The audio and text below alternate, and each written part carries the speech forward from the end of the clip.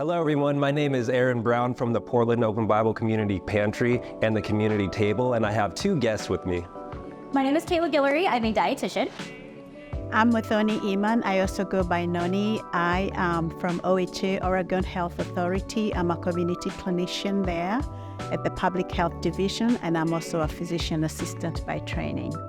Very cool. So there's a lot of stuff, there's a lot of facets to these two areas, and I'm going to start off talking about the food area, if that's cool with you. Of course. So, Kayla, I wanted to ask, because our pantry actually at Portland Open Bible Community Pantry serves this community, the AAPI. So when you're doing any kind of teaching or cooking or directing, how do you incorporate the cultural food into your actual teaching advice?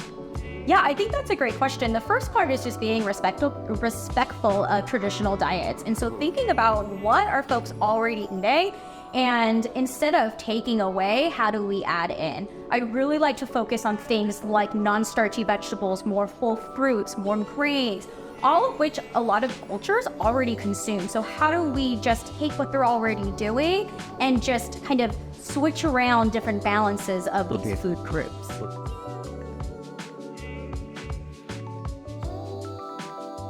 Obviously, when we talk about Asian American, that's talking about many different countries with many different cultures. So what are the common misconceptions that you come across talking about the Asian Americans and the Pacific Islanders? Yeah, I think one big misconception is that certain diets can be seen as unhealthy. A lot of condiments and sauces, such as soy sauce or fish sauce, might be used, which are relatively high in sodium, but we can definitely combat that with just eating less or smaller amounts, opting for maybe low sodium options. I think things like white rice also get a bad rap, when in reality, yes, it can impact our blood sugar control, but it comes down again to those portions.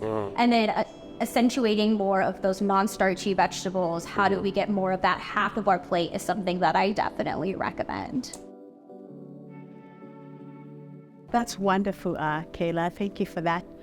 The other misconception I see, we see even as clinicians, just lumping Asian Americans into one big basket, and also we lump their diet, their foods into one, their cuisine, so to speak, into one big basket, and that really does a disservice to the community, because the community is made up of it's a really wide geographical area.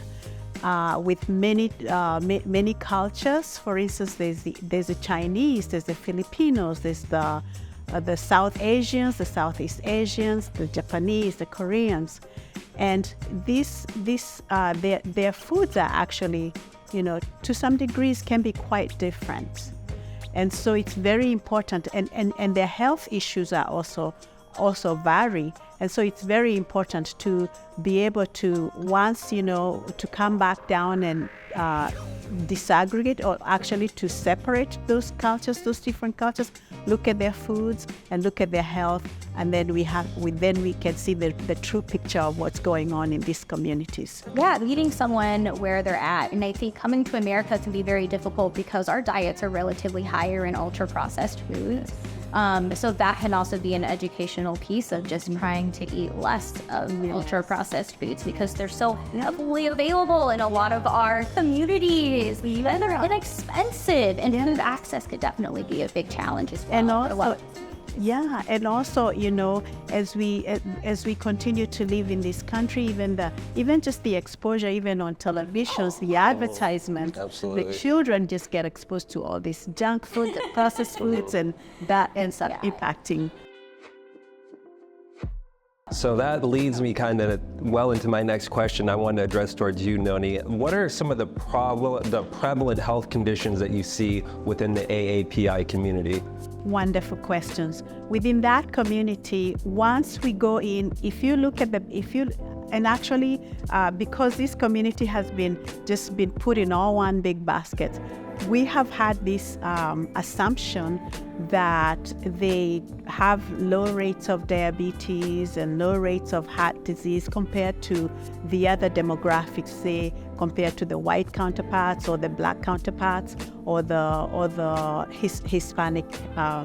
Hispanic Americans. But once you break it down, you start to see things coming out. Like we start to see this a lot of diabetes, say, in the Filipino community and also the South Asian community.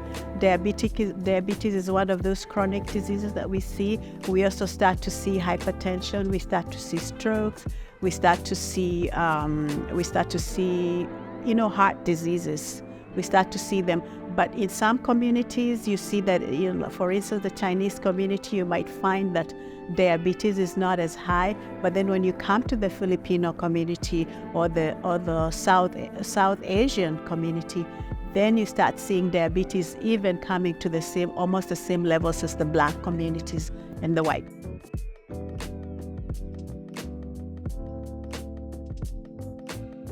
What socioeconomic factors do you think can also play an influence in these people's healthcare?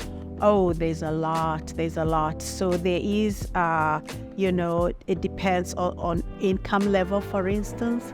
Access to healthcare is another one. Education is another one. And there are just so many other, several barriers, even where one lives, the zip code that they live. Yeah. Are we going to, is it a zip code where it's a food desert, for instance? Or a food swamp where it's heavily saturated with things like fast food and not enough grocery stores or access to health. Is that what it's called, a food swamp? Is Yeah. that what they call it? I never knew that. Sometimes I say, look, water, none to drink when it's all ocean. Yeah. And then I say food, and nothing healthy to eat. Yes. It's definitely a challenge. So I really feel like that geographical location plays a huge role. And also, do we have access to sidewalks to walk, parks to play? Do we have access to healthcare?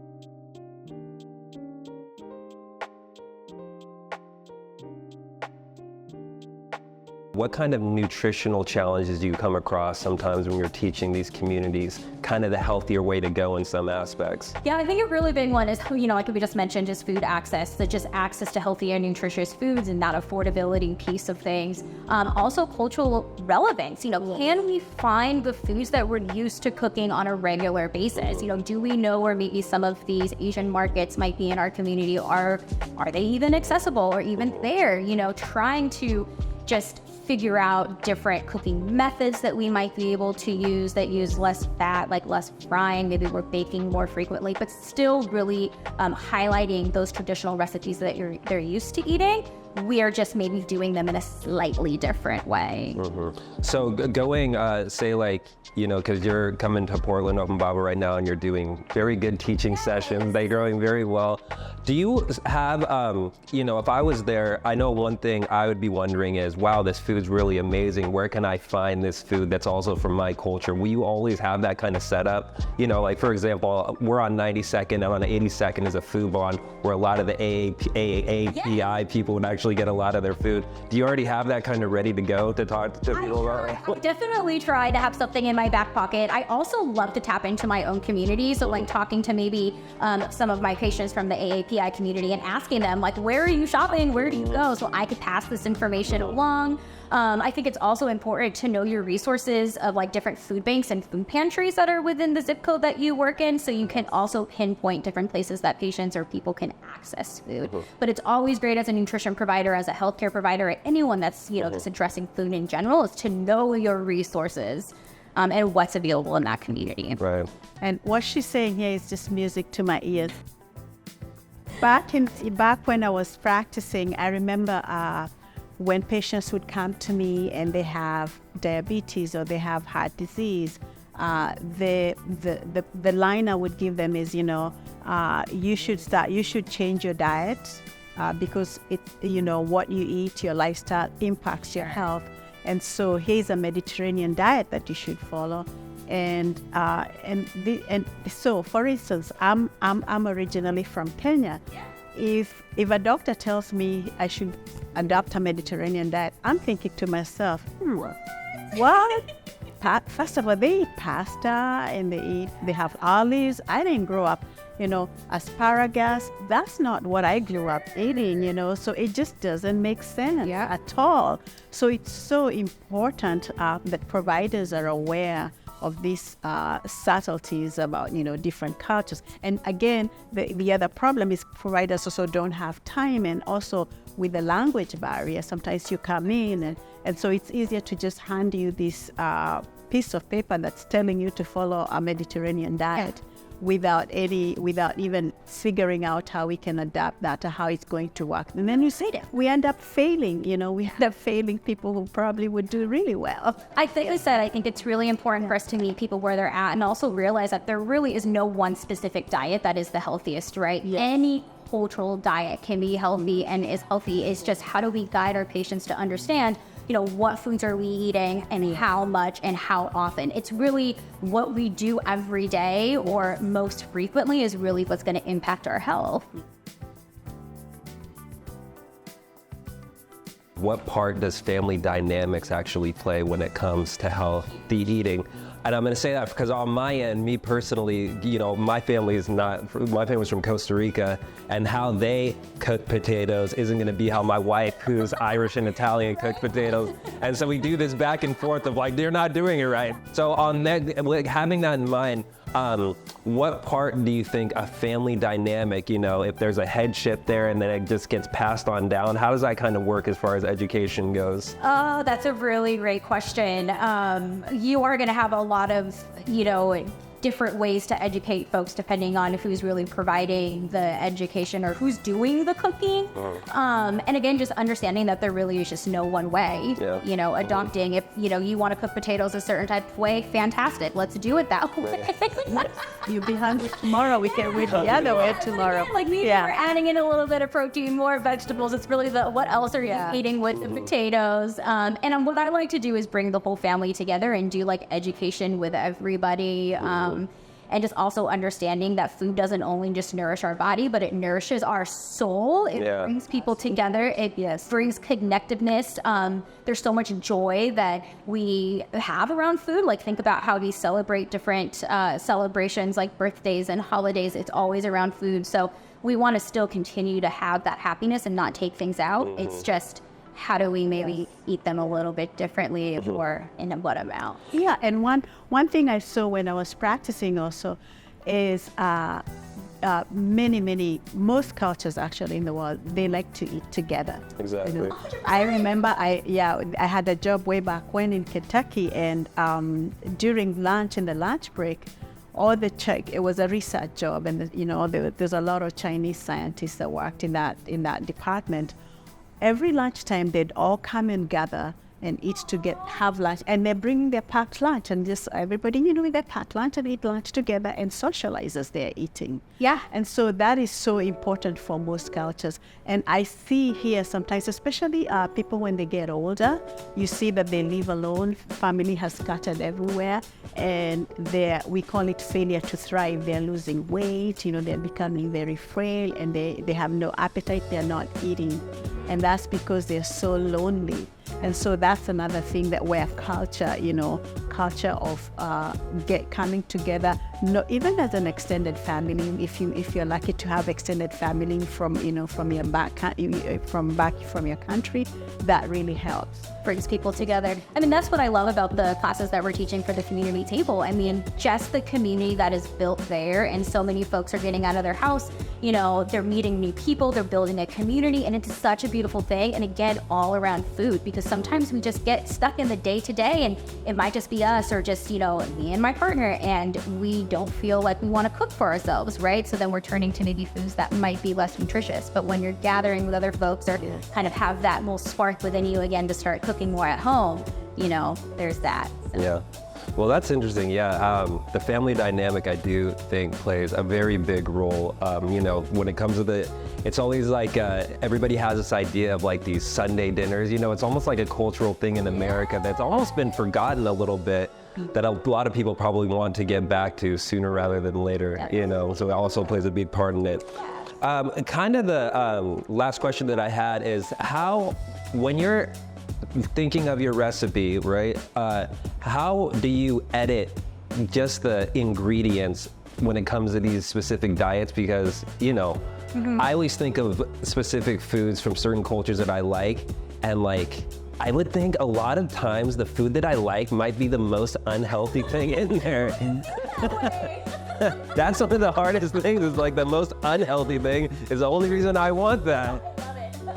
So do you ever run into that a lot? They're like, what about this? And you're like, this is the most unhealthy part of the meal, actually. Here's an alternative. You're not hearing that. Again, if you're thinking about a recipe, really breaking down the different ingredients, like, are there certain substitutions that we might be able to make? So what is a person's overall health goal? Because everyone's going to be different. So say I'm working with someone who has high blood pressure and they're really trying to, eat less sodium. And, we say we're eating a dish that has a lot of soy sauce or fish sauce. I'm thinking about what we prepared today during our demo. Maybe we use a low sodium option. We can dilute the amount that we're using.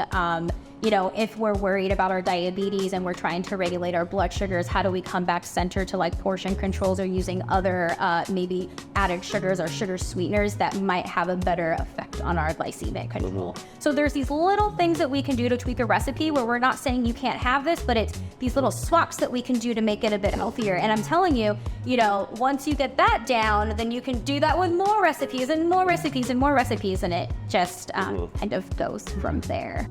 And I do say that, really it's overall what you're eating most of the time. If you do cheat, if you do cheat once, I cheat sometimes. I do like my fries, so once in a while I'll eat those. If you like ice cream, just maybe once a week doesn't really make a big difference. It's most of the days you're eating, you're sticking to the healthy diet. Yeah. Yes. Yeah, I think when we restrict ourselves, that's when we start getting into trouble. When we tell ourselves we can't have this. Yeah, because then I'll overdo it. Like, I'm not good. Like, with 7-Eleven, Carl's Jr. kind of thing, where it's just like, I tried for a week, I can't do it, I'm out. Exactly. Giving yourself that permission of, like, if you really want something, and like allowing yourself to have that. And then how do we maybe choose what we're eating for the rest of the day or the week a bit differently? So like exactly what you said, Noni, it's what we're doing most of the time. It's not what we do that one time. Yeah, right? yeah. And then also taking those labels off of food is so important. So instead of viewing things are like good or bad, it's what are things that are going to nourish my body in a positive way and things that I'm going to have a little bit more fun with. Right? Absolutely. Yeah. So when it comes to the community table and what you're doing so great in our community, what are some examples of some substitution foods that you use in your meals? That's a great question. So I'll start off, we did a Colby beef Hawaiian short rib, which is amazing. And I think there's a big misconception that we can't have any red meat. And that's not the fact. It's just we want to eat red meat in moderation. What's great about this recipe is that short ribs are actually very small. So it helps with like eating less and smaller portions. Right. And we also made our very own marinade. So instead of buying marinade that we might find on the store shelves that might be higher in sodium or higher in added sugar, we made it ourselves and we were able to control what we're putting in it. We used less soy sauce, we used a little bit less sugar, so and they still came out absolutely delicious. We also did a cucumber salad, which was jam-packed with veggies, so lots of cucumber, chili peppers, onion, lots of flavor, and instead of using bouillon, which could be relatively high in salt, we just got rid of that altogether and just focused on adding a bit more flavor with like the garlic and the ginger that we used.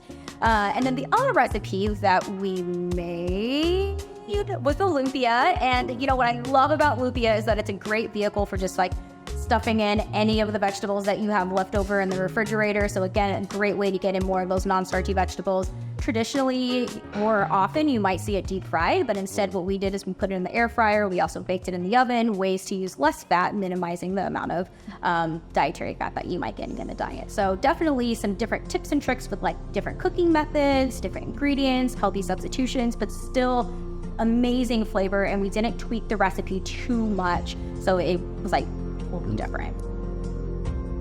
Thank you so much for joining us today. I hope we got your questions answered. Please join us again. We have a wonderful resource within the community. We offer in-person and virtual streaming for classes in multiple different languages. So please check out our YouTube channel at the community table, like and subscribe. And once again, thank you everybody so much for tuning in. If you live in the community of just, Southeast Portland as a whole, and you're looking to get food and healthy food at that, a lot of the foods we even talked about today, you could go online and do a pre-order at POBCpantry.com. or you could also come to the pantry on foot Tuesdays around 3 p.m. and then Thursdays around 11 a.m. Thank you. Wonderful, and thank you so much. And for me, from a public health aspect, I am just so happy that we have these wonderful resources so we can all make our communities healthy. Thank you.